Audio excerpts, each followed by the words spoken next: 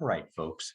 I think that we should go ahead and get started. I'm concerned if we wait any longer that we might not be able to cover everything. So I want to make sure that we get a chance to have a good sort of rich learning community conversation about this particular topic.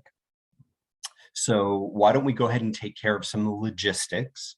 I'm going to share my screen. And again, let me say welcome to folks who I'm having the opportunity to meet for the first time, and welcome back to a number of you. Good morning, Joyce. Nice. Thanks for activating your camera. Thanks for being here. Very nice to see folks that I had the opportunity to see last Tuesday or earlier.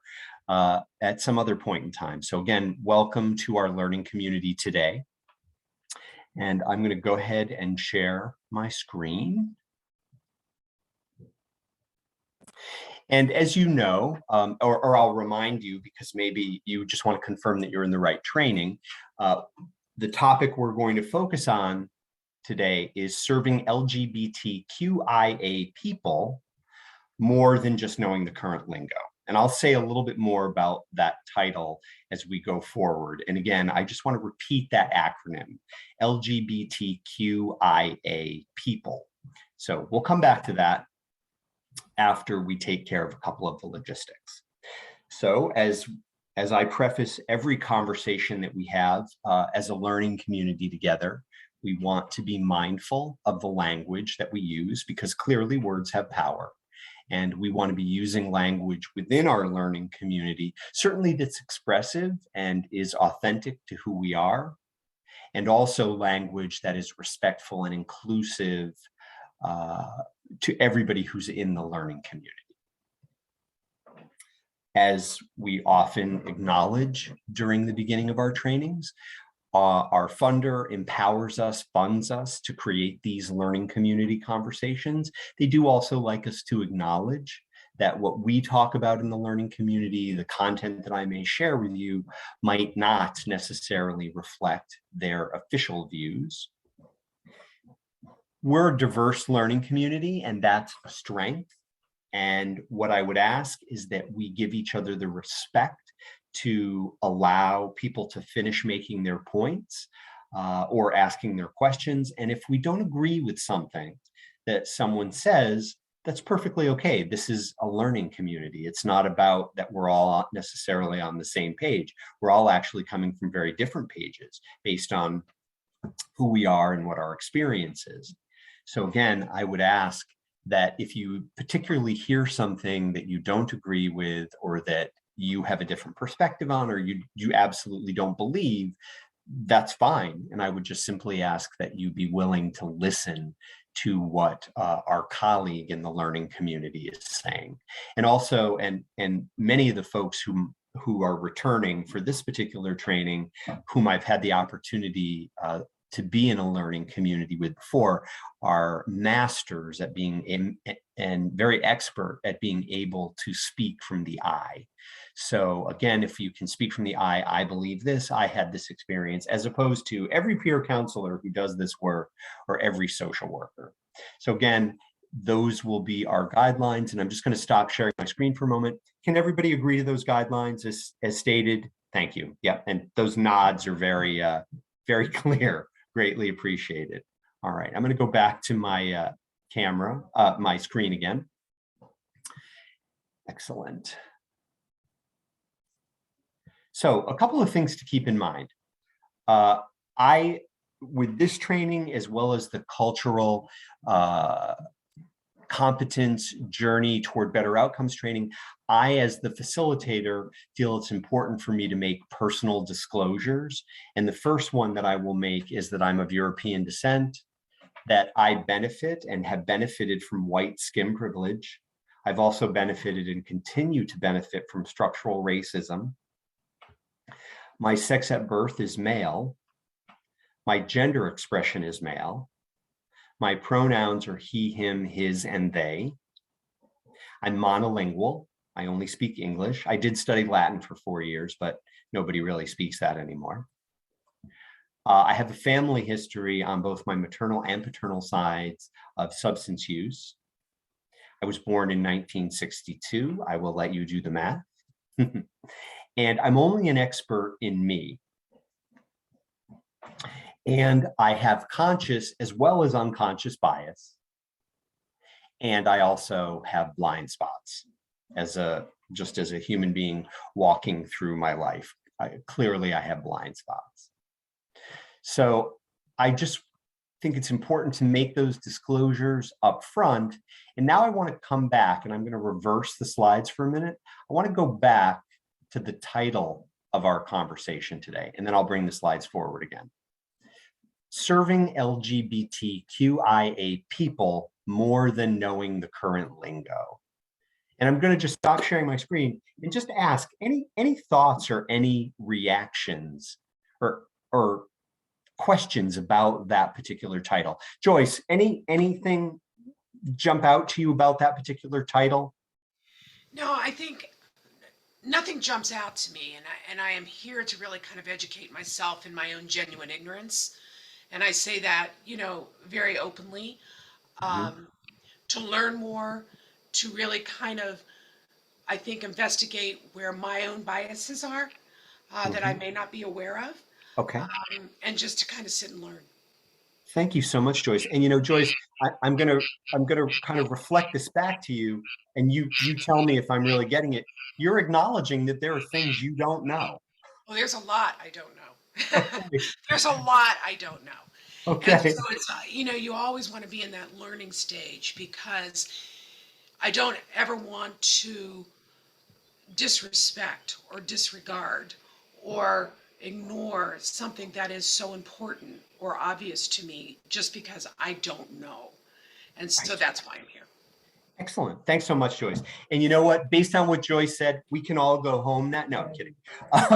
Go ahead. Thank you so much, Joyce. Go ahead, Kirk. Yeah, I saw your hand. I'm sitting next to Joyce because we're in the same boat. I am in the same exact place. I'm concerned. I know I don't know things. I won't say everything, but I don't know things. And I am worried, concerned about offending people because I don't know. And I want to be better at this because of that. Super. And Kirk, I'm just going to repeat something that you said. You said, I know that I don't know some things. There are some things you do know, but there are some things you don't know. And your concern, and Sarah, I saw you nod when Kirk said this, and maybe you can elaborate on it too. Kirk, you said you're concerned that you might offend somebody. Absolutely. Okay. Thank you so much. Thank you so much, Kirk. Yeah, Sarah, anything you would add in terms of what Kirk said about offense?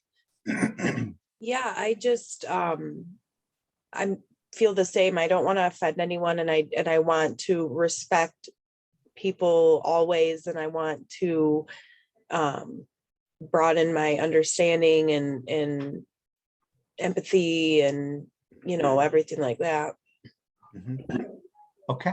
Okay. So I guess, yeah, please, Robin, go ahead. And I just want to note that Ada is letting us know that she understands what we're saying, but she may not speak just because that maybe English is not her first language, but she does understand what we're saying. And perhaps, Ada, you'll also continue to write in the chat if you want to. And Deborah, likewise, I'm here to learn and to listen. Thanks, Deborah. Yeah, go ahead, Robin. Most of my clients come from a place of trauma in their background, and I don't want something that I say or may not say re-traumatize them. Robin, I'm gonna reflect that back to you and tell me if I'm kind of getting what you're saying. Is that you want to make sure you're using the right words? Not just the right words, but your whole attitude, how you look. When you're in the presence of someone who you're counseling and they feel a tension coming from your body and from your spirit, and that perhaps you're not being authentic in the moment, they pick that up real quick. And you really want to make the client feel it's a place of safety. Yes. Yeah. And what you're really talking about is you want to be able to practice acceptance. Okay. Thanks, Rob. Yeah, any other thoughts or any other reactions to the title? Serving LGBTQIA people. It's more than, Letitia agrees. Okay, thanks, Letitia. Is more than just knowing the current lingo. Any other thoughts about that? Gabriel, any thought, any reaction to that? Yeah, I think it's sweet just in that I see kind of something I've actually been talking about recently with kind of some roommates and other conferences I've been in is there's this difference between two words I use as knowledge and familiarity. So like we may have knowledge of like different components of the LGBTQI community and the ways in which they may experience disparity or discrimination or marginalization, but we aren't actually familiar with that experience. And so we stop at this initial awareness. And so getting into that deeper component is something that I'm really interested in. As far as being aware of like, hey, what's actually going on here? What's the impacts of this? What's the like lived experience behind this community that isn't just talked about in writing, that isn't just aware in the media, but is actually getting into the real conversation of what's happening here. Yeah, and you're going to get that probably, Gabriel, from the real person who's sitting across from you, who's going to be speaking about their experience. Okay, excellent. So let's focus just for a minute on the acronym LGBTQIA. Anybody want to take a shot at telling us what each of those letters means? It's not a test, don't worry. You will not be graded. Anybody want to give us sort of a rundown, LGBTQIA, what that actually stands for?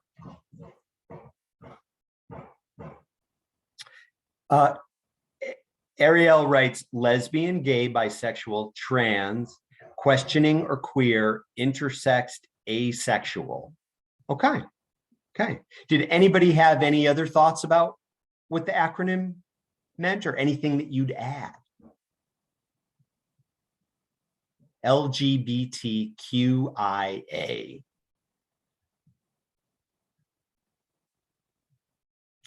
So let me ask this. Two-spirit. Yeah, Leah, if you can unmute, can you go ahead and say something about that? So Lee is adding two-spirit to the acronym, which I have heard added to it as well. So yeah, go ahead, Lee. Yeah, I'm here to learn, so I don't know a ton about it, but we work with a large tribal population in Oregon, and so we have to be really thoughtful in incorporating two-spirit because that's something that they have. Yeah. So two-spirit is another part of the acronym, sometimes represented as 2S, that speaks to Indigenous people's experience of their sexuality, their sexual orientation, and their gender. Lee, am I getting that correct? Yes. Yeah, and it's important because they don't necessarily conceive of their sexual orientation or gender identity as lesbian, gay, or bisexual. They frame it as two-spirit. Ariel writes, yes, my understanding is LGBTQIA+, and the plus indicates two-spirit, pansexual. If you've heard the term pansexual, raise your hand.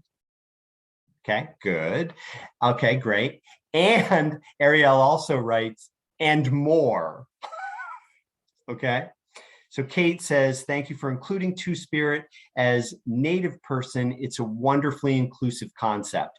Absolutely, Kate. You're absolutely right. And Kate, would you elaborate at all on what I said about two-spirit, which was really just a brief definition? Is there anything you would add to that you'd like to add to that?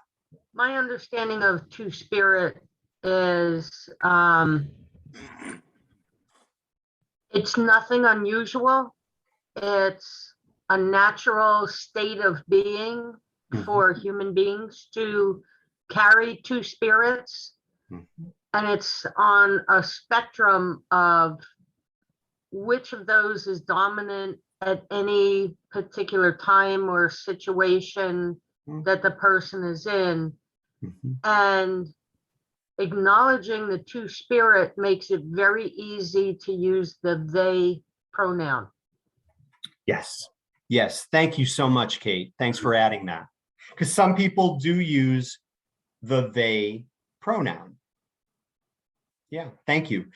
Any other letters or numbers that anyone is aware of that would also, so we have LGBTQIA 2S P and any other ones that you know of or that you're aware of? You can type them in the chat, you can unmute. I'll throw one out. GNC. Does anybody know what that stands for? Eric, it looks like you do. And so does Ariel, but go ahead, Eric. Go ahead. Gender non-conforming. Sure, gender non-conforming. That also sometimes appears in the acronym. And I can see that Joyce is writing this down. She's like, okay.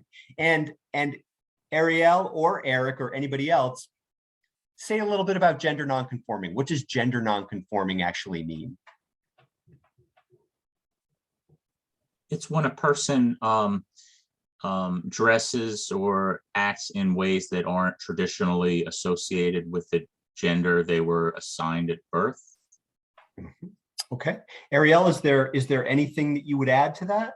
Or anybody else that you would add? Or Joyce or anybody else, any questions that you have about that?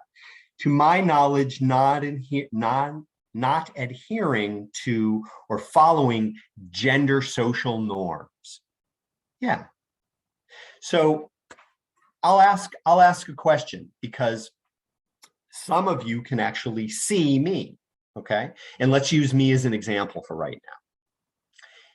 Am I conforming to gender norms based on what you can see? Yeah? If you think yes, type a Y in the chat. And if you think no, type an N in the chat. And if you're unsure, type a U in the chat.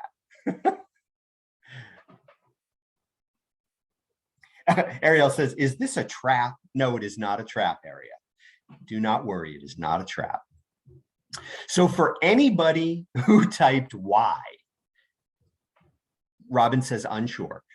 Roberto says unsure. Okay, wonderful. So for anybody who typed Y, what about my gender expression do you perceive as gender conforming? And there's no right or wrong here. I'm asking you about your perception, okay? So what about, Sarah types in my clothes, my haircut. Joyce says my shirt. Excellent. Okay, excellent. Letitia says my shirt. Okay, okay. Anything else that appears gender conforming to you?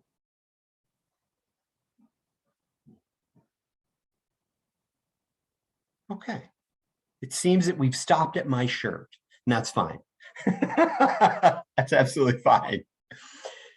So folks, any other, how about this one? Two other letters that we could potentially add. Dwayne says my voice. So to Dwayne's ear, my voice socially fits within the context of a gender norm. Am I getting that right, Dwayne? Yes. Okay. Okay. Yes, you're getting that right. Okay. And is there anything in particular, Dwayne, about my voice that says that to you? Just the norm associated with what a male voice theoretically, I guess, supposed to sound like. Understood. Mm-hmm. Understood. Thank you. Thanks. Letitia mentioned the colors in the room around me, and Jacinta mentioned my haircut and the wall art. Okay. So again, these are all associations. How is the sound of a male voice a gender norm as opposed to a biological sound that I think a man sounds? Can you say a little bit more about that? Who was that? Oh, that's Ariel. So Ariel, if you can, say a little bit more about that. Gabriel says not wearing makeup or makeup that is easily noticeable. Okay, so Gabriel's open to the idea that I could potentially be wearing makeup, but I could be doing such a good job that it's not.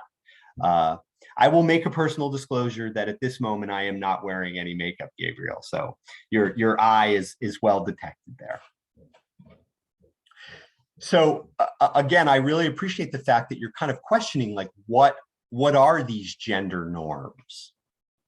Ariel says, I'm trying to understand how the sound of a voice is a gender norm. I guess I am confused about that.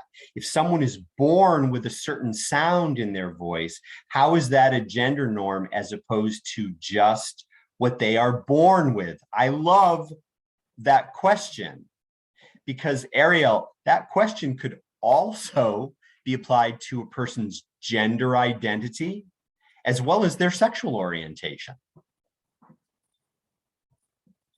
Yeah, it absolutely could. And I also think we can't deny, and tell me if you agree with this or not, I think that we also can't deny that there are gender stereotypes. There's the myth of the binary, there's either female or there's male. And of course, we know that's not true. But socially, that's what's really laid out in front of us. And I'll be quite honest and say that I'm actually not surprised that we're focusing more on gender at this particular moment, because sexual orientation in some ways has kind of taken a back seat to gender. And I'm wondering what your thoughts are about that, why you think that is the case, because I've actually been doing trainings like this since 1993. And in those early conversations, there was a lot of focus on sexual orientation. And that focus has completely shifted to gender identity, gender expression, gender roles. So what's your thought about that? Why do you think that shift has, yeah, go ahead, Eric. I think it's possibly a reaction to the fact that more people are comfortable with discussing sexual orientation and sexual identity. Okay. Okay. And Eric, when you say sexual identity, can you define what you mean by that? It was a misstatement. I meant gender identity. Okay. And that's why I wanted to ask, because there is a distinct difference that folks often assume is the same thing, that sexual orientation is the same thing as gender identity. And they're two separate things. I have a slide that I'll show you later, but I'll say it now because Eric brings us to this particular moment. Everyone in this learning community conversation has a gender identity. Everyone in this learning community conversation has a sexual orientation. And they all are unique to each person within this learning community. And again, we have these social sort of structures that tell us what a man's voice is supposed to sound like, what a woman's voice is supposed to sound like, what a man's hair is supposed to be like, what a woman's hair is supposed to be like. And that's often referred to, folks, as the binary myth, that there's either female or there's male. And that's not really the case. People, as Ariel said, are born with what they're born with. They have the voice that they have. They have the sexual orientation that they have. They have the gender identity they have. So let me ask you this, and then we'll go back to the slides. If what Ariel says is true, and I believe what Ariel says is true, that people are born with what they are born with, their voice, their sexual orientation, their gender identity. If that's the case, yes, Lady Gaga vibes, absolutely. If that's the case, folks, why do some people choose to socially conform? Why do some people choose to socially conform? Choose to intentionally seek out partners of the opposite sex, even though that's not who they're sexually attracted to. Intentionally change the sound of their voice because they want it to conform with the sex at birth social, quote unquote, norm. Why do you think people do that? Generational, family, societal pressure. Sarah, can you say a little more about that? Sure. Like, I know in my family, my mom's side of the family grew up, there was 8 brothers and sisters, very strict Catholics. That was a very different environment from my father's family, who, you know, they didn't attend church. They went to public schools. It was just a lot different. So you have generations of people that are learning. So you have your family dynamic, and then you have your societal dynamic of what's normal and what's supposed to be. And there's a lot of pressure that you're getting every single day from that you don't even realize, even from media, commercials. You know, we just don't realize how much that's ingrained into us. And I have small children, so just if I have a really quick second to share this with you. And I have, my daughter has a really close friend that's a little boy, and I'm friends with his mom, and they were playing, and they wanted to play a video game, and he said, girls can't play video games.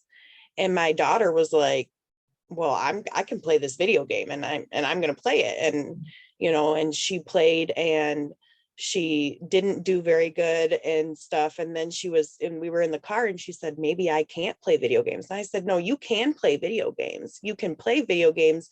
And it's not, you know, you didn't do poorly this first time because you're a girl. It's just because you've never played before.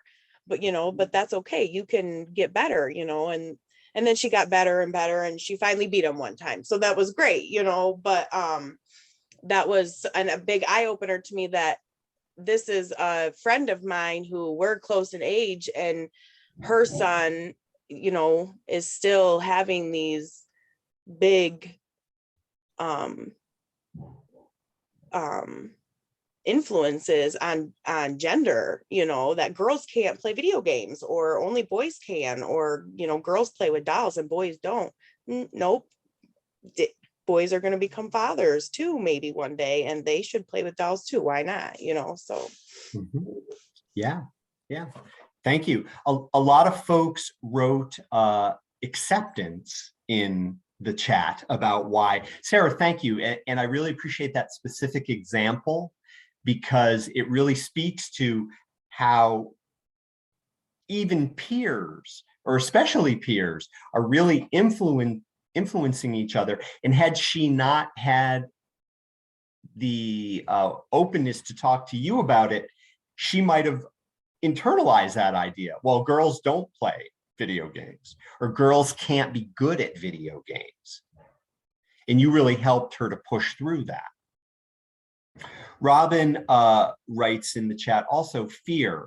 Person has been traumatized in the past, and fear of repetition of their past biases toward them. Yeah, so the conformity becomes a coping mechanism. Is that fair to say, Robin? Yeah. Learning that a person should listen to beliefs and desires of others rather than to themselves, their own bodies. Gabriel, can you say a little more about that? Yeah, I think that our bodies are constantly communicating with us, and that's more than just like my knee hurts and so I can like feel pain in my knee. I think it's like listening in a way that is not using our ears. I think that our body is in that constant state of communication, Sure. expressing what its needs are. And often we're encouraged, like there is something, whether that's through our thoughts or through an intuitive feeling, we may know what our needs are in an individual moment, but are often discouraged or encouraged to dampen that voice and say like, hey, actually, let's put that aside. Don't listen to what you think or feel about yourself, and just listen to like, I actually don't want you to do that, or I discourage you from doing that. So I'm going to encourage you to do something else entirely. So, or it's like, hey, don't listen to that because that's not that's normal, that's crazy, that's weird, or whatever the judgment term is that slides in there. Understood. So this idea that you can learn to not listen to what your own body is telling you in order to sort of get along. Yeah. And I will also add, folks, that and I don't think this is an over dramatization. If you think it is, if you think it's an overstatement, type an O in the chat. If you think it's accurate, type an A in the chat. But oftentimes LGBTQIA individuals might conform because they're afraid if they don't, they will be either murdered or violently treated. So if you think that's accurate, type an A in the chat. If you think that is an overstatement, type an O in the chat. So just keeping in mind, and I guess the other thing before we come back briefly to the acronym, the other thing I'd really like you to keep in mind is, and Gabriel, I really appreciate your example of how one can train oneself to deny one's own needs or one's own communication from one's body. So the question I have for you is, if someone, Thomas thinks it's an overstatement. Okay, Thomas, if you think that's an overstatement, and I really appreciate you sharing your opinion, if it's possible, can you unmute and say a little bit about why you feel that's an overstatement? I believe people don't have to go to the extreme of fearing for their lives if they don't conform. Okay. Thank you. Thanks for elaborating on that. So again, keeping in mind that some people do conform, some people don't conform. And I guess the question that I would ask in follow-up to that is, what do you think the price the individual pays for not listening to one's own body or one's own impulses? So what's the price that an individual might pay in order, through their conformity? What do you think? Mental and physical well-being. They may lose their mental and physical well-being. Abigail mentions harm to mental health, their sanity. Thanks, Kirk. Yeah, they may. Is it possible that they might use substances? Okay, so self-doubt, trauma. Thanks, Sarah. The price is constant fear of exposure, potentially. Yeah, and what that could mean. You gradually lose your self-identity or authenticity. Yeah, and these are mental and physical problems. Lucy writes, learned helplessness, increased anxiety.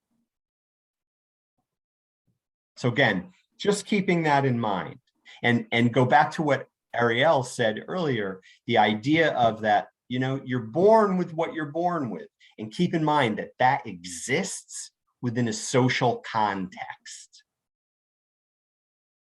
And that social context, as Sarah mentioned and others, it inflicts pressures and consequences for nonconformity.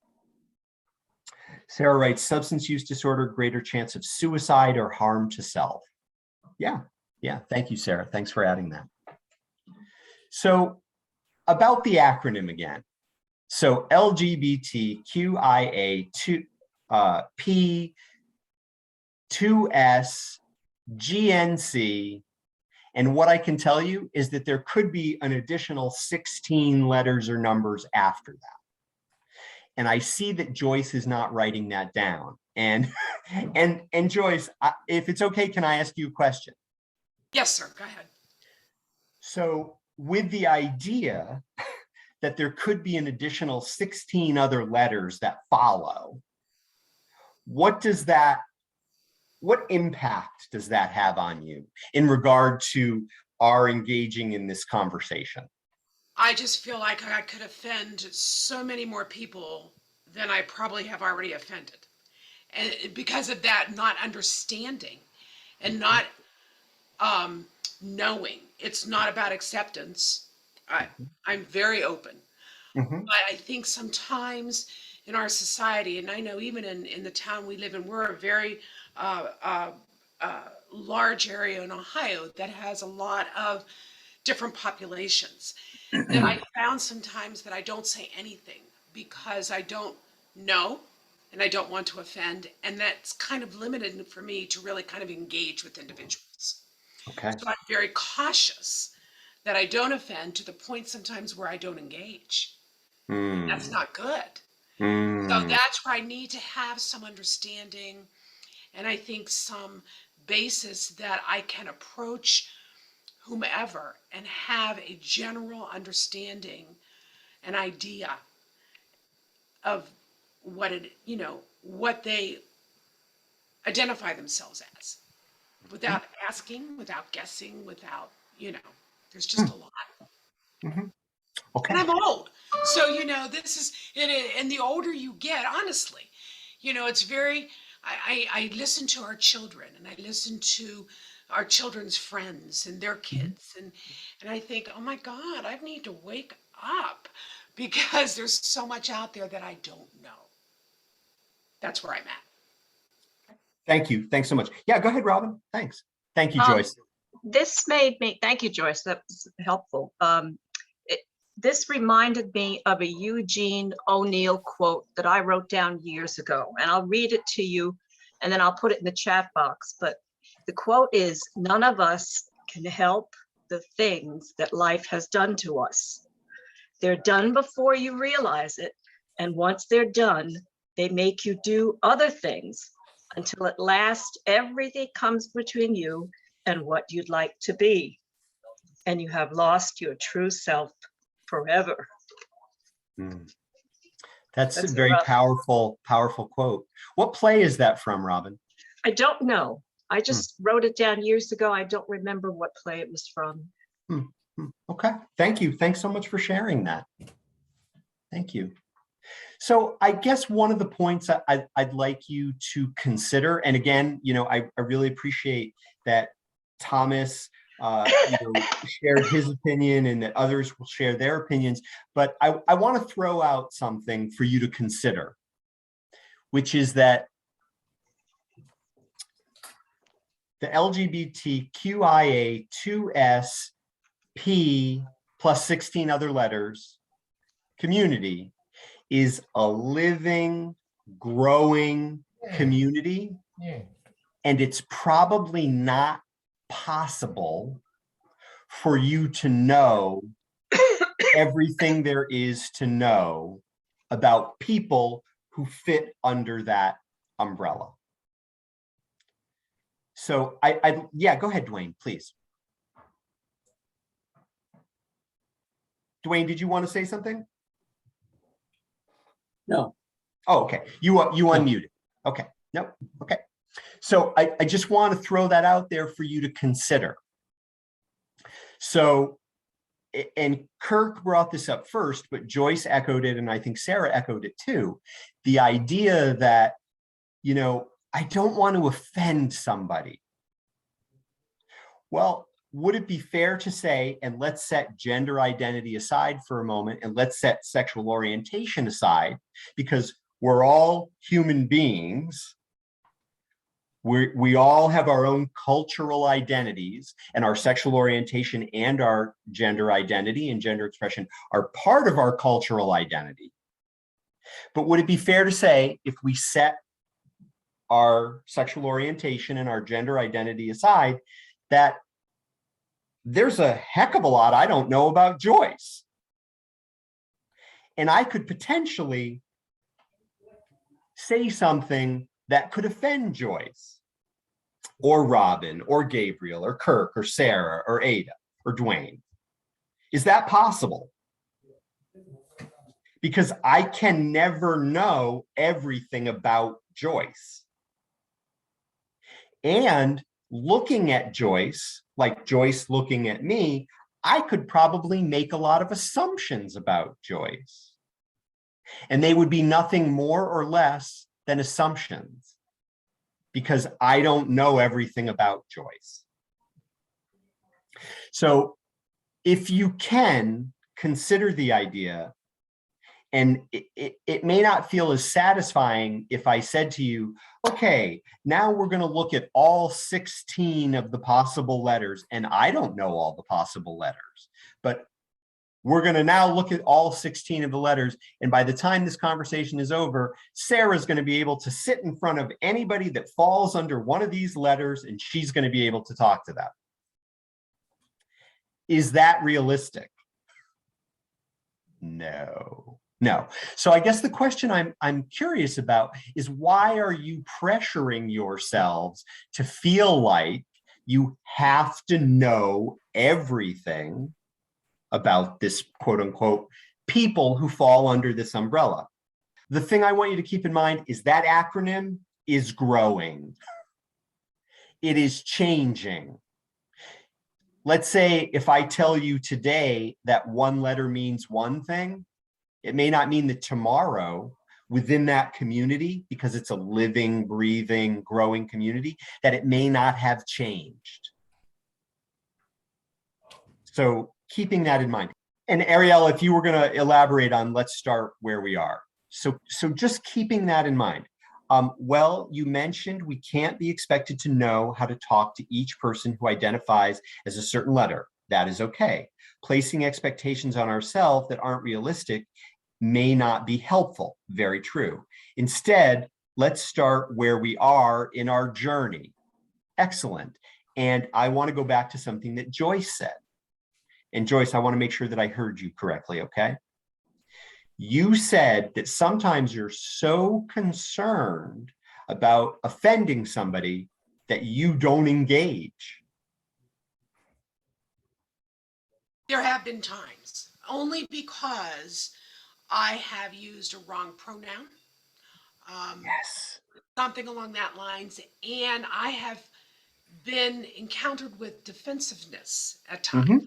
And that correcting me, which is fine to correct, but the correction sometimes is not for learning purposes. And so when you're in public and you're training, or you're counseling, or you're doing whatever, you tend to shy away so that it does not disrupt what is going on, or it could be going on in that room.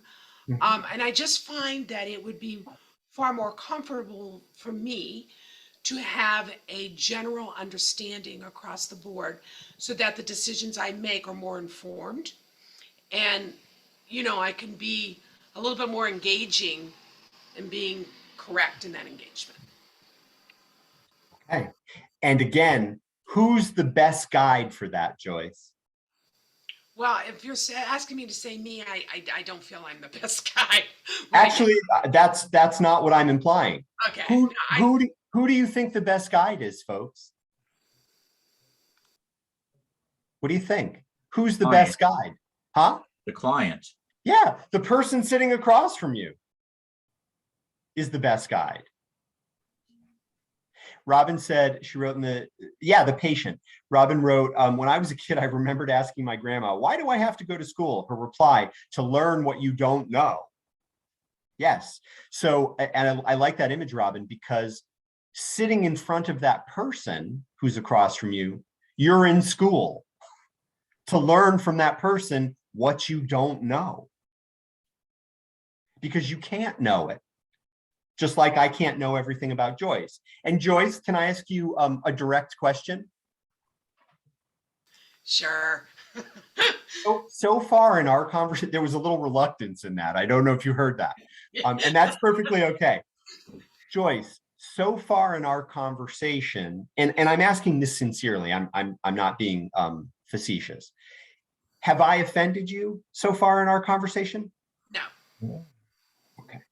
And this is the first time we've met, correct? I've heard of you, but it's the first time we've met. Yes. All right. All right. Okay. Thank you. I just wanted to check.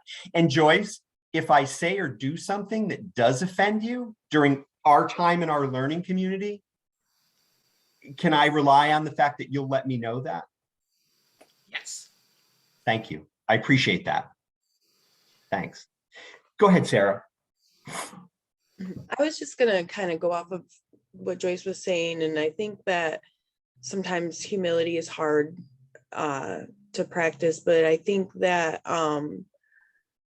you know, I like to think of situations and scenarios as like a win-win. So even in terms of this, like if someone's making you uncomfortable because of how they're calling you out on something, maybe just you know, taking the approach of like, I'm still learning, you know, and not necessarily apologizing, because not that you shouldn't apologize, I don't mean that. Obviously apologize if you offend somebody, but just, you know, owning the fact that you're learning, but also that you're wanting to improve, you're wanting to be better, and you're wanting to, you know, you're there as that person with your clients. So if you offended someone because you used the wrong pronoun, you're still the one there trying to help and being an advocate, you know. So I think that you know, it's hard, but I think that what we are out here doing is the bigger meaning. And so practicing the humility and just knowing that, like, we all have, what did Joyce say in the beginning? Like, we all have room for knowledge. More knowledge is more power and everything. Yeah. And Joyce also said, in addition to other people, said that they're also open to learning more because they care, because they want to know who the person across from them is. I want to underline a couple of things that Sarah said, and then we're going to go quickly to the slides, which is Sarah said, you know, it's not always easy to be humble. And I'd like us to think about humility for a moment, okay? And I'm very curious, and please use the chat. If you've ever heard of this concept, type a Y in the chat. If you've never heard of this concept, type an N in the chat. But before you do that, before I say it, I just want to read what Kate wrote in the chat. I think it's important to remember that everyone is an individual. I can have 2 gender non-conforming clients. I may need to relate to each person differently based on who they are, not what they are. Yes, Kate is absolutely right. Because 2 gender non-conforming people are not the same person. Just like Joyce and I are not the same person. We're 2 different people. And I of course want to understand, and I want to know Joyce. So I'm going to be open to that. So underlining what Sarah said about humility, the term that I'm wondering, if you've ever heard of cultural humility, type a Y in the chat. If that's a new concept to you, type an N in the chat. Cultural humility. Okay, so a number of people have heard of it. Wonderful. That's great. Gabriel, no. Okay, thanks, Gabriel. Eric, yes. Excellent. Good, good. So a lot of people, Kirk, it's new to you. Okay. And a lot of other people have actually heard of it. Good. And we have a little over 25 people in our learning community. So if we can hear from everybody, Dwayne, it's new to you. Okay. So we're going to talk a little bit about cultural humility, but I believe Sarah just gave a beautiful sort of definition of it by saying that it's the openness and the desire to know who somebody is and to be open to letting them tell you who they are, inviting them to tell you who they are. Okay. Because even if you know that they identify, quote unquote, as gender nonconforming, okay, remember that's 3 of the letters in the acronym, GNC. Even if you know that that's how they identify, they're still a person that has a whole cultural identity. And regardless of somebody's sexual orientation, their gender identity, their gender expression, their gender fluidity, it's still possible to offend people who may be of the same sexual orientation as yourself or the same race as yourself. And that just is the nature of what can happen in human services. And that can be a learning opportunity too. So we're going to come back to that. So I'm going to take us forward because we went back to the title, which is great. And thank you for exploring the title. Again, the takeaway there is the idea that that acronym continues to grow, and there's a chance that even some of the things we know are changing at this very moment, and the best person to educate us about themselves is the person in front of us. And that doesn't mean we don't do our homework. It doesn't mean we don't engage in learning community conversations like this.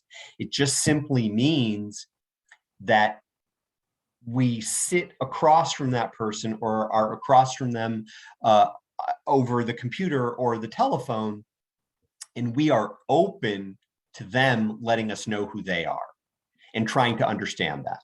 So first and foremost, the reason we want to do that is because we want to be able to engage this person. We want to be able to connect to them, and we want to be able to retain them. We want them to come back if the services warrant them coming back. So we want to focus on engagement and retention. And I'm wondering if anybody wants to unmute or put in the chat, can you think of one other reason why we might want to be open to learning from the person sitting across from us? We have engagement, the ability to engage them, the ability to retain them. What else? What else do you think might be a reason or reasons to, yeah, and I see that somebody typed something in the chat, so let me, to connect, the ability to understand them. Thanks, Joyce. Thanks, Gabriel. Any other thoughts? Understand, yes, absolutely, Joyce. They're the expert. That's very true, Kirk. You may have the training, you may have the experience, but the person across from you is still the expert on themselves, just like you're the expert of yourself. Yes, Roberto, you're absolutely right, to be able to offer respect. Sarah also notes to be able to empower them. Yeah, I'm going to throw out one too, and tell me if you agree with this. If you agree with this, type an A. Again, if you think it's an overstatement, type an O. If you're focusing ability to hear them, absolutely, Ariel. You're also going to be able to provide better service because you're going to have a better understanding of their needs. So if you agree with that, type an A. If you think it's an O, okay, I got an exclamation point, A. All right. So again, there are all these benefits to kind of letting yourself off the hook. Okay, you may not know every letter in the acronym. You may not know. Thank you, Thomas. You also agree with that. Okay, so you may not know every letter in the acronym. And again, I'll use Joyce's example because it's one that people fear a great deal, which is getting the pronouns wrong. There is that happens. And again, we will focus on that in just a minute. So true or false, folks, and you can use the chat to respond to this, but true or false, LGBTQI people experience specific and unique barriers to care and have unique health disparities. If you think that's true, type yes. Okay, so a number of people are saying that they believe it's true. And again, that's also a reason that we want to be able to make that connection, because we want to help overcome those barriers. And Robin mentioned one of them early on, the idea that the experience of trauma or repeated trauma. So we also want to be able to help these people to connect to care so that their health disparities can be addressed. Now, we've already begun to touch on and have hit the purpose of this conversation, which ultimately, folks, is the ability to engage and retain people who may identify as LGBTQIA, 2S, P, GNC, plus 16 more letters, and so that we can engage in what's called cultural humility, which is a process. And hopefully have opportunities for us during this learning community conversation for us to look at ourselves within a supportive learning community in terms of how and what you're sharing with each other about your concerns about offending or your experiences of the challenges or the pressures of conformity and other things. Okay, yeah, so Benjamin also believed that it's true. Thanks, Benjamin. All right, so our learning objectives, we're going to define cultural humility. Hopefully, we're going to talk about some of the differences between cultural competence and cultural humility. And for those of you who I had the great opportunity to be in the cultural competence, a journey toward better outcomes training, you will know, and I'll just say it here because we're here, that cultural competence is aspirational. We will never get there. There's only one person that we can ever be culturally competent in. And if you know who that person is, type it in the chat. There's only one person you can ever be culturally competent in. And go ahead and type it in the chat if you know who that is. Yes, yourself. Me, meaning you. Yes, yes. Only yourself. I will never be culturally competent in Kirk or Joyce or Kate.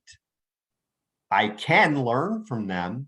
I can be open to knowing who they are, and I can provide a safe, respectful, welcoming environment for them to tell me who they are and to educate me, myself, and also, I dare say, God. Thank you, Robin. Okay, thank you.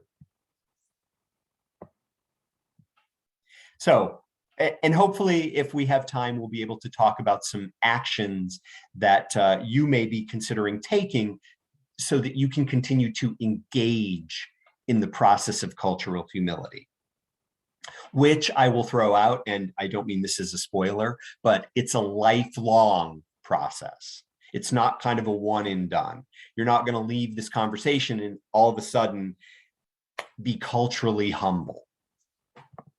So, biggest fears. People have already put this on the table. And the one that often resurfaces is the fear of offense, offending the person, saying the wrong thing. Another one, the wrong pronouns. Are there any other big fears? Is there one that we could put in the 3 spot? We have offense, we have the wrong pronouns. What's another fear that we might have as we work with folks who part of their cultural identity might fall under this umbrella of LGBTQIA, 2S, P, GNC, plus 16 other letters? Any other fears that might come to the front? And you can put them in the chat, or you're more than welcome to unmute. And it's interesting because I have one in mind that nobody has said yet.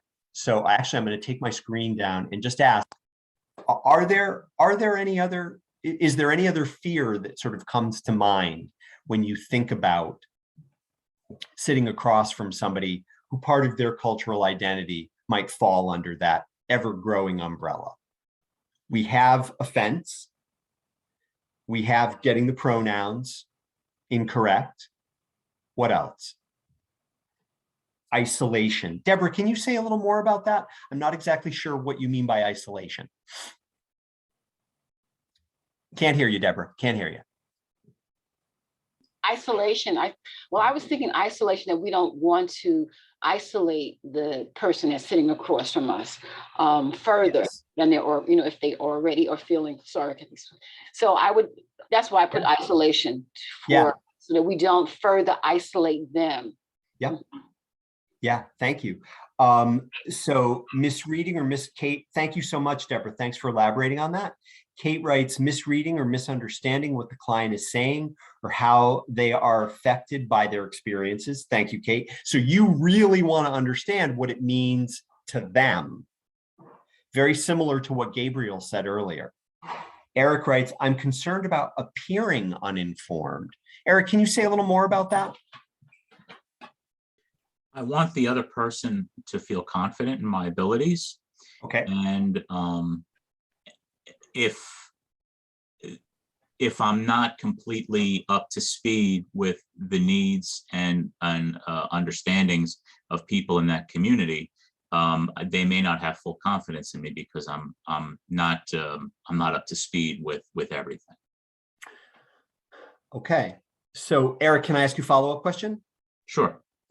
So if it's not possible for any of us to ever be quote unquote up to speed in anybody other than ourselves, what's your thought about how you can convey to that person that you are interested, you are competent, and you are open?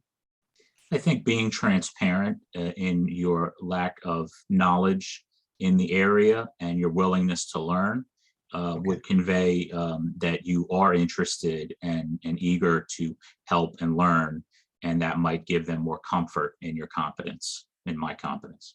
Okay, thank you. Thanks. Yeah, I'll throw out one that has come up in prior trainings. Some people are afraid that possibly an LGBTQIA person of the same sex might make a sexual advance or come on to their counselor or to the person that's providing services. That is a fear that some people have, and they've suggested that they wouldn't be sure how to sort of handle that. That's a fear that they have.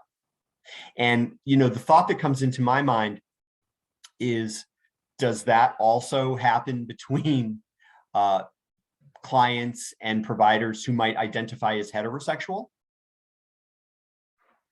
Yeah, Ariel was just going to say that.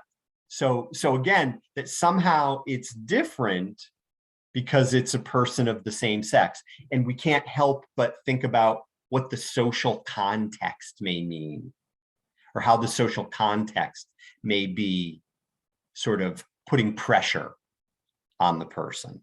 Okay, but if Eric is a professional and he's providing services to a woman who identifies as heterosexual, and the woman may or may not know Eric's sexual orientation, but she expresses sexual interest or asks Eric out, as a professional provider, he's going to set a boundary there, wouldn't you think? And it's probably, yeah, go ahead, Eric, please. I think, too, it's important for us, for myself and everybody who's in this, to explore possible myths we may have about LGBTQI people, that they're hypersexualized. Yes, yes, yes. Thank you. Thanks. Yeah, go ahead, Robin. A quick question. Of course.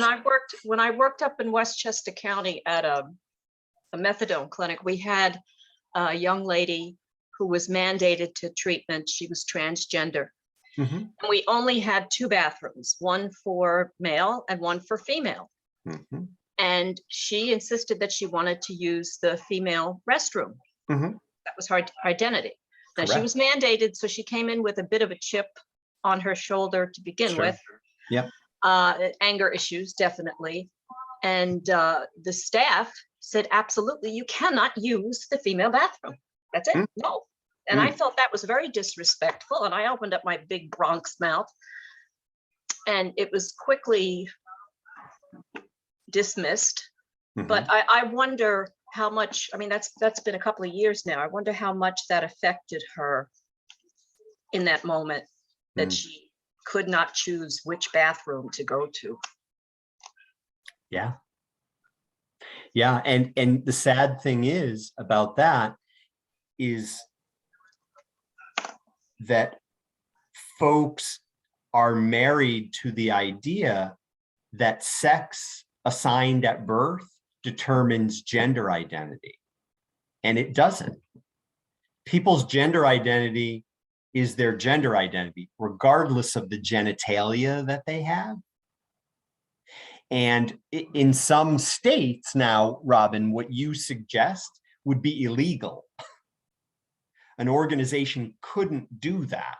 You can't bar somebody from using the restroom of their gender identity, regardless of their gender expression. Because sometimes folks, people's gender identity and their gender expression are not sort of lining up either, which again is very confusing for people who have cisgender privilege, meaning that their gender identity, their assigned sex at birth, and their gender expression align in a classical pattern. So it can be very hard for somebody who experiences and has lived cisgender privilege to think, well, this person looks like the social norm of a male, and yet they think, which that's the failure of our thinking, it's not that they think they're female, they know they're female. That's their gender identity. And it can be very hard for people who have cisgender privilege to sort of wrap their heads around that.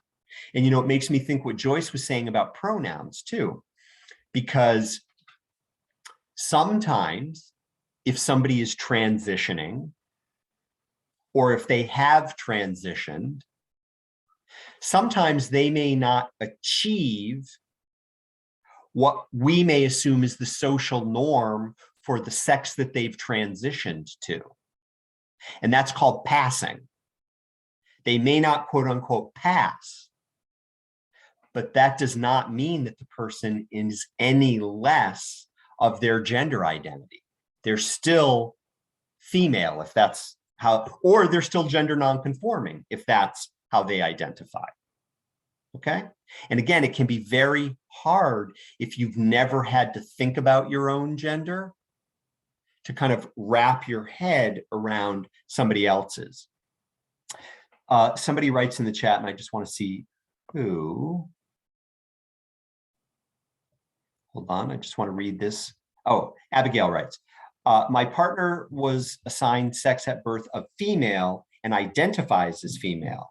She does dress more masculine and is often perceived as male. A really great example, because here's somebody who might be engaging in gender non-conforming behavior by their choice of clothing and gender expression. But again, she identifies as female. She's sex assigned at birth female. She has the hardest time going to the bathroom in public. She's connecting it to Robin's example, and often asks that someone accompany her due to the words that people say or looks that she gets. Now think about that, folks. Think about that. When was the last time, and for some people who are in our learning community, it may have been yesterday, but everybody answer this for yourself, okay? When was the last time, and thank you so much for sharing that, and again, this is such a generous learning community. Think about it, folks. When was the last time you were denied access to the bathroom of your choice? And you know what? I'm going to type in the chat the last time that I was denied access to the bathroom of my choice. Okay, I'm going to type it in the chat right now. Never.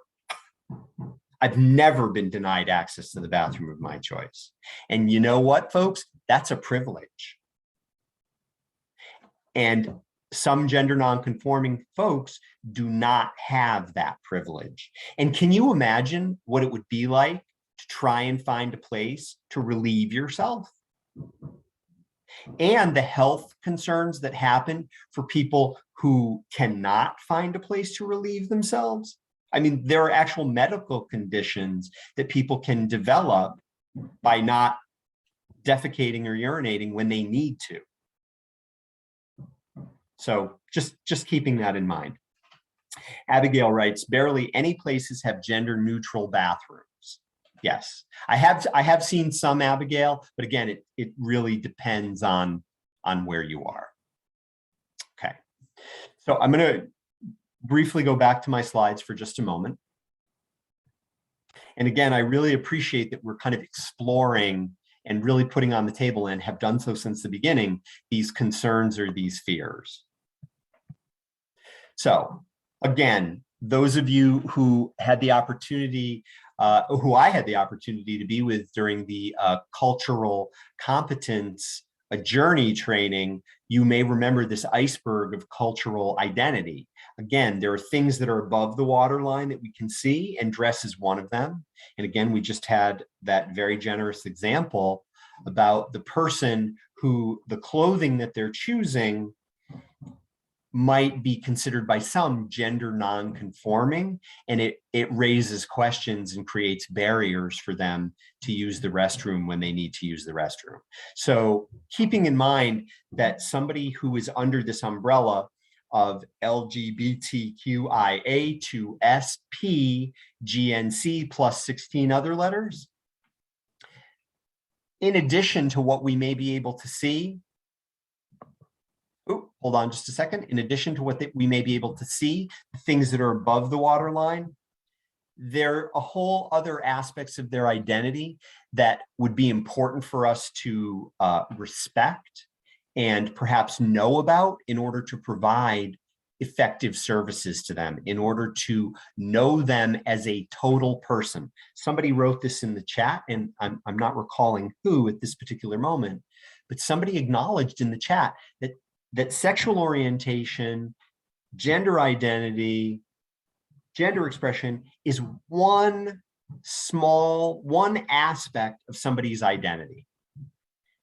There are all these others that make up that person sitting across from us. And again, we have to look at our own, and as Eric said, perhaps stereotypes that we may, or unconscious bias that we may carry, or messaging that we may carry with us about people who fall under that wide and changing umbrella.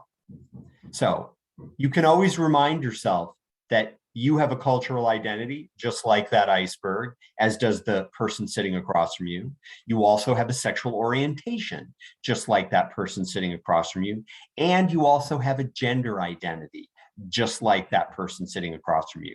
Now, you may have the privilege of never really having to think about your sexual orientation or your gender identity or your cultural identity. Not everybody has that privilege or that experience. So we've talked about sexual orientation. We've also acknowledged that focus in a lot of ways has really moved from sexual orientation to gender and gender expression mostly. But I want to pause for just a moment and just ask, if you were going to define sexual orientation for yourself, how would you define it? What is the definition of sexual orientation? What do you think? And it really makes me think of what Ariel put in the chat earlier as well. But what do you think? Sarah, what do you think? What's your definition of sexual orientation? You can always pass, Sarah. You can always pass if you don't want to answer a question. Yeah, Kirk writes, who I'm attracted to. Yeah, okay. I was going to say something along those lines. So okay. Thanks, Kirk. Yeah. Would you add anything to that, Sarah? I guess I would say that I'm attracted to males. So I mean, I was going to be specific. Okay. Okay. So you're disclosing your sexual orientation in terms of, and would it be fair to say that you might identify, and again, I don't want to make an assumption, but would it be fair to say, because you express attraction to males, that you might identify as heterosexual? Yes. Okay. Okay. And that's one sexual orientation. And I'll throw out one other thing to consider. Sexual orientation includes who you're emotionally as well as sexually attracted to, or spiritually even attracted to. Okay. It can be, and it's very complex and very unique. And, you know, Sarah identifies as heterosexual. If somebody else in this learning community conversation identifies as heterosexual, I would bet if Sarah and that person shared their unique definitions of heterosexuality, there would be differences, because sexuality is very personal and very unique to the individual. So one person's experience and definition of heterosexuality may be very different than somebody else's. And ultimately, that's for them to determine, not for us to determine. I let Sarah tell me who she was. I didn't tell her who she was. So just keeping that in mind. Now let's focus on gender for a minute. And gender, you can, if you really think about it, gender is kind of a social construct. Remember, we talked about this idea of gender nonconformity or gender conformity. I'd like to throw out 3 ways or 3 things that you can think of with gender. One of them is gender identity. When you look at me through your computer, you can't see my gender identity, and I can't see yours, because my gender identity is how I feel about myself, what I feel my gender to be. And I will disclose, and I think I did in the disclosures, that I identify my gender identity as male. That's how I perceive myself. What you can see is my gender expression. You can see the signs, the cues, the vocal tone, the clothes, the haircut, the absence of makeup. You can see those things. That's my gender expression. And that aligns with my gender identity. And my assigned sex at birth is also male. So that I have what's called, I'm cisgender. Okay. And I have to tell you, and I really appreciated that, Joyce, you put on the table the thing about pronouns, because when I started to do this work, I would be sitting across from people who would tell me what their pronouns were because I would ask them. You know, I'd be like, hey, Joyce, it's really nice to meet you. What pronouns would you like me to use in reference to you? And is there a particular name you'd like me to use? They would tell me that, and I would still get the pronouns wrong, because in my head, I was seeing my conception. And that meant that I had to just work harder. I had to work harder to see that person as they know themselves to be. And that's my work to do, not their work to do. They know who they are. They've been generous enough to tell me who they are, and I made a mistake. I'm sorry, I got it wrong. I'm going to do better next time, I promise. So just keeping that in mind, folks. Mistakes, regardless of gender identity, regardless of sexual orientation, we're human beings. We make mistakes. And when we make a mistake, I'm sorry. Please let me know how you want me to proceed. So gender identity, how I feel inside, you can't see it. Gender expression, what you see on the outside, what I'm communicating to you with my signs and symbols, okay? And then gender role, which is, again, a part of a social construct. because I was born a particular sex at birth, assigned a particular sex at birth, the culture, the society says, these roles are open to me and these are not. And again, a lot of that has changed and a lot of that has stayed the same. So just keeping that in mind as well, because that social construct. And I will also throw out for you to consider that depending on the social construct, conformity offers rewards and benefits, and non-conformity can be met with violence, murder, or punishment. And that's real for some people. So just keeping that in mind. I'm going to go back to the slides briefly. So, sexual orientation, gender identity. Now, when you think of the idea of conditioning, okay, and you see this dog ringing a bell, what does that imply to you? Does anybody make a connection there? Yes, Pavlov. Yes, Gabriel, absolutely, Pavlov. Pavlov, thanks, Abigail. Yes, so Gabriel, who is Pavlov and what's the deal with the dog? Gosh, he was some sort of like behavioral scientist or psychologist, and he rang a bell every time he was feeding his dogs. And like it was only when the food was put out, and he did this for however long, weeks, some number of days, and then eventually rang the bell without putting the food out. And the dogs began to salivate and they were like looking for food and like ran to the place where the food was. So he had conditioned them to respond to the stimulus of the bell and believe that there would be food there. So it was like starting to attach some belief or some condition to a actually like non-controlled, like completely separate experience or stimulus. Yeah, beautiful. Thank you so much, Gabriel. Thanks. Jacinta writes, so true. Had a couple of friends who were addressed in that physical manner with violence. Yeah, and Jacinta, I'm going to assume because there was something non-conforming about them. And you'll either unmute and let me know, or you'll let us know in the chat. So what was that, Jacinta?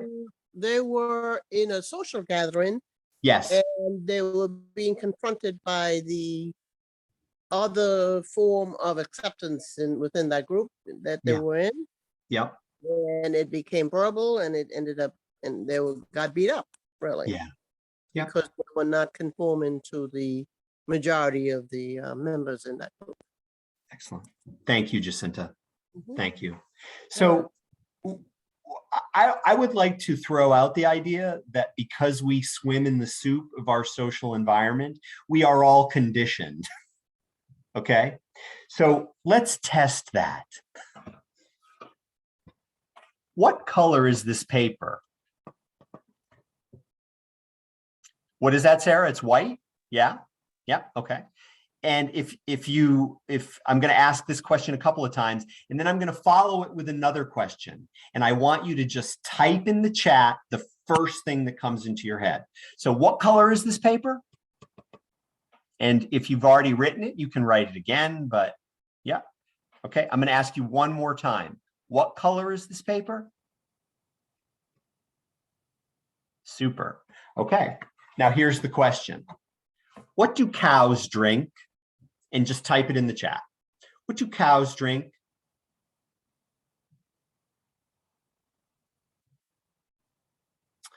Well, there are a lot of very cagey individuals in this conversation. Some people are typing milk, yes, and some people are typing water. And yes, it's water. But the conditioning is that when you see white paper, you can think of or be led to think of milk. Let's try one other thing, okay? And this is going to be on the honor system because we're not going to all unmute, but I'm going to say a word and I want you to repeat it. And I'm going to say the word a few times. So I want you to repeat it. So if your camera's on, I'm going to see your mouth moving, okay? Because you're repeating the word. And then I'm going to ask you to answer the question, just type in the chat. Okay? Okay. So, and again, if I can't see you, you're on the honor system, so please say the word out loud. So here's the word. Roast. Roast. Roast. Roast. Roast. What do you put in a toaster?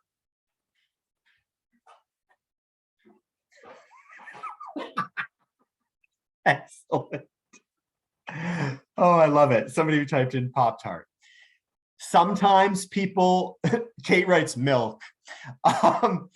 Some people, yes, will say toast because of the connection. All right, you get one more try. Get one more try. All right. And for those of you who said bread, thumbs up. And for those that said Pop-Tarts, double thumbs up. All right. Boy, Pop-Tarts take me back. All right. So final chance. Again, I'm going to say a word, you repeat it after me, and then just type whatever comes in. Now, see, if we were in person and we were doing this, you wouldn't be typing. So typing gives you a little bit of an opportunity to think. So don't think, just type whatever comes into your head. You ready? Is everybody ready? Okay. Top. Top. Top. Don't type yet, Kirk.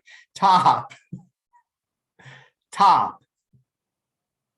What do you do at a green light?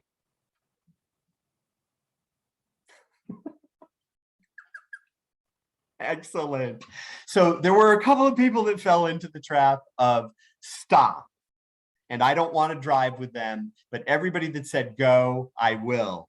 Drive at 8 is like, I don't get this. Yes, absolutely. Super. So again, folks, just a quick way to talk about how we can be conditioned. And also, this is where unconscious bias can actually come in as well, which we all have. Doesn't mean we're bad people. We all have it. Okay, I'm going to go back to the slides for just a moment.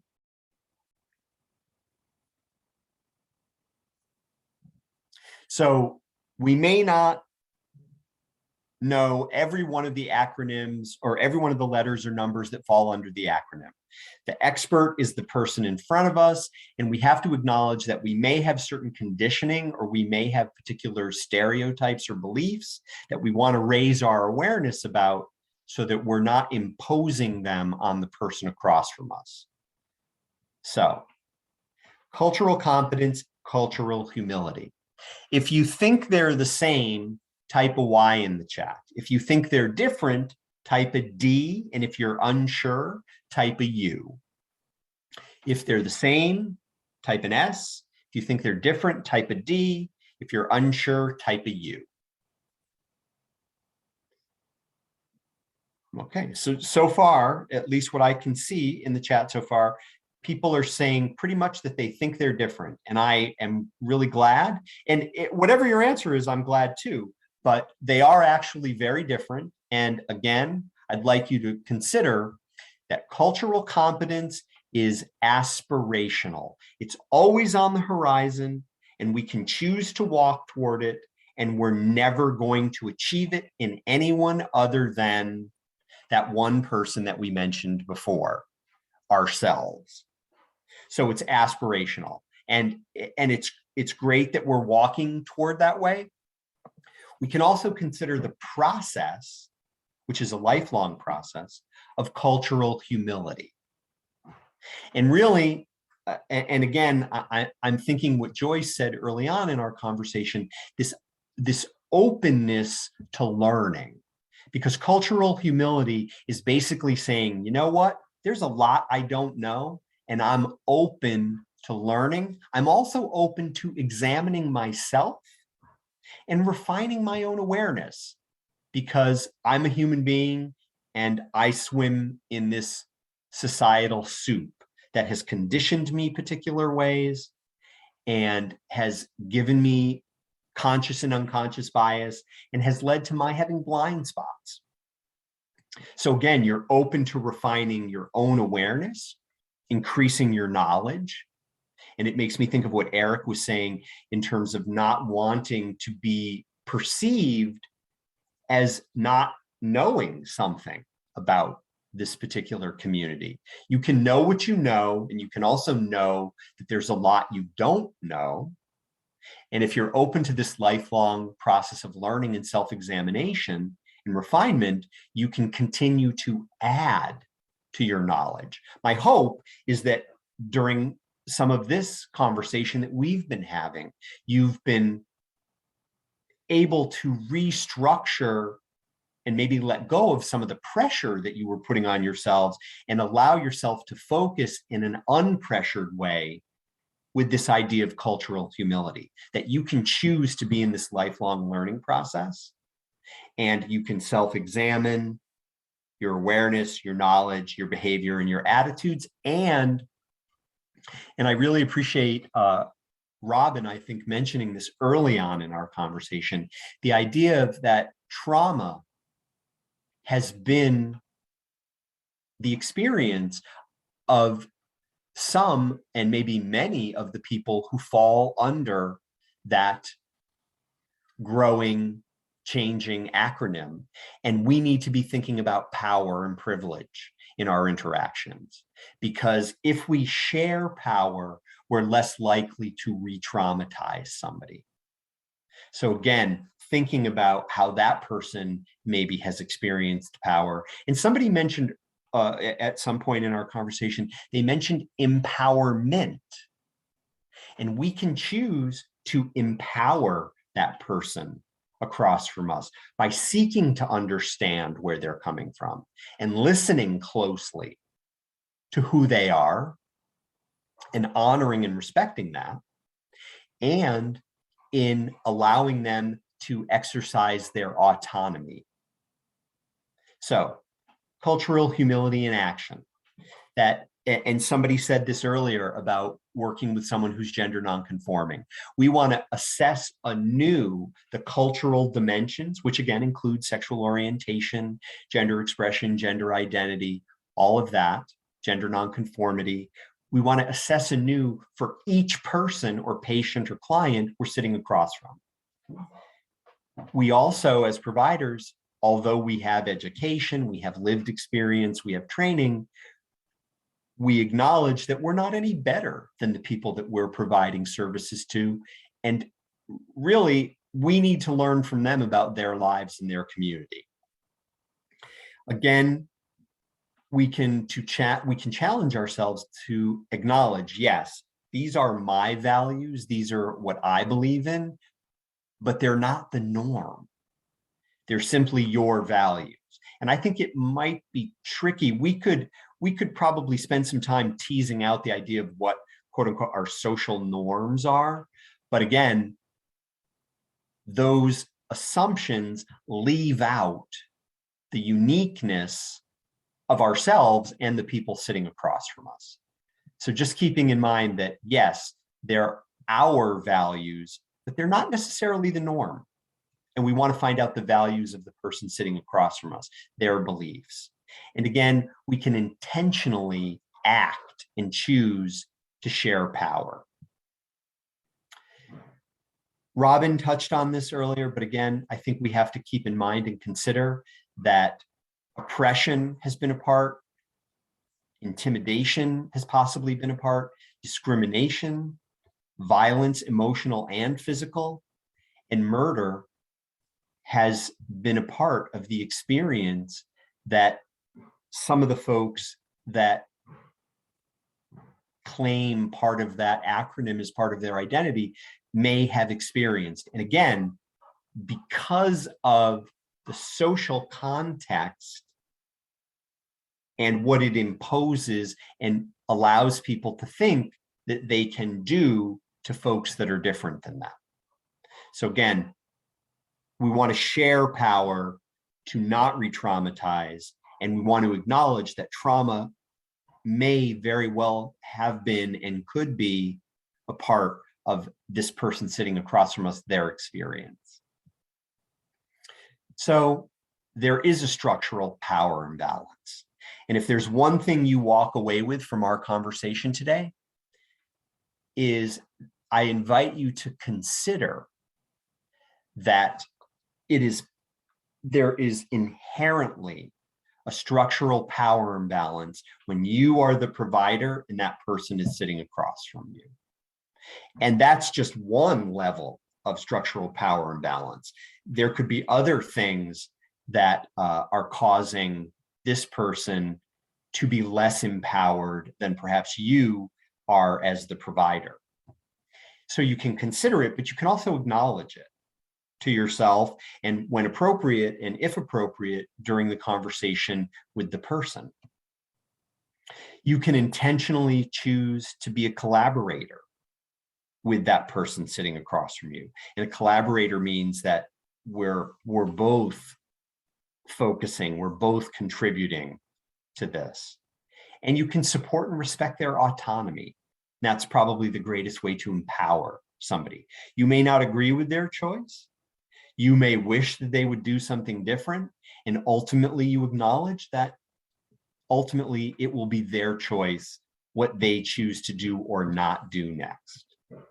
So I'm going to pause there for just a moment and just ask for any thoughts, any reactions to the idea of cultural humility and sort of the parameters for cultural humility. And that's open to anybody. You're more than welcome to unmute, or you can type anything you want in the chat.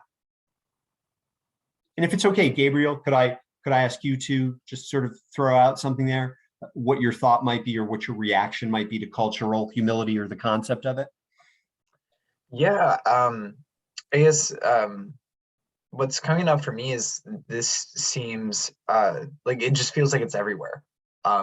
Like there's like in any interaction or any type of work or any field or profession, there's always an opportunity to engage in this. And I really appreciate the acknowledgement of this as a process. It makes me think of it as a practice of it's a continuous learning. And so there's like in that it's moment to moment, which doesn't just mean like, oh, I did it at the start of a conversation with you, but it's through the entirety of a conversation that I am not achieving some ultimate success because I've done it once, but I achieve by continuing to be in practice for perpetuity.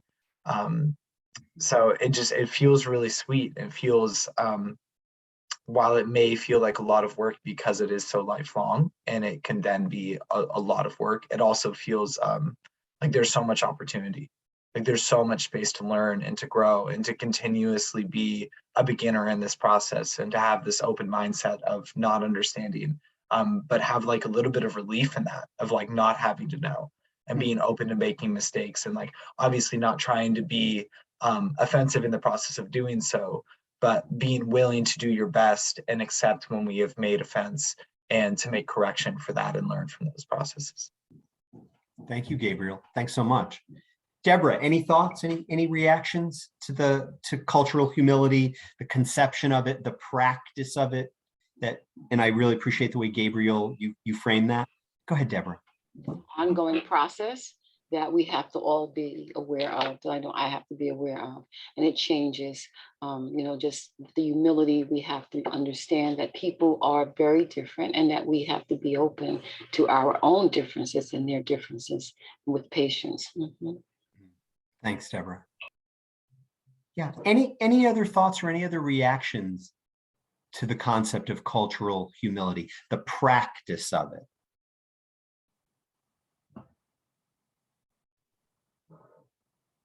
Okay, all right. Yeah, go ahead, Kate, please, go ahead.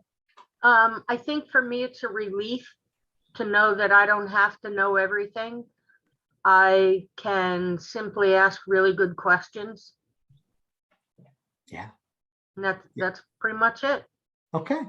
Thanks, Kate. Can I add to that? Because I feel the same exact way. Please do, Kirk. I think when Gabriel said it too, it's kind of good to be let off the hook that we don't have to know, but we do have to understand that it's growing and evolving, and we have to stay conscious and connected and practice it. So I like that part of it. Yeah, and again, I like the way you're framing that, like, yes, you're let off the hook of having to know, but you choose to try and understand. And as Gabriel said, that's work. That takes work. That's active work. And that's very different than just kind of, okay, yeah, I went to that training and they told me that lesbian meant this. So therefore, I now know who you are. And of course, that's not the case. So any other thoughts? Anything else anybody wants to add in regard to it? Joyce, any thought, any reaction? No? Okay, all right. I'm not trying to put you on the spot, Joyce. Just wanted to give you a chance. Roberto says, and even the people that identify with any of the letters don't know all the letters. Thank you, Roberto. That's often, that can be true too.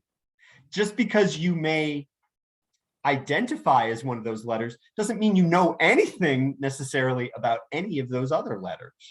And that can be an assumption that people make too.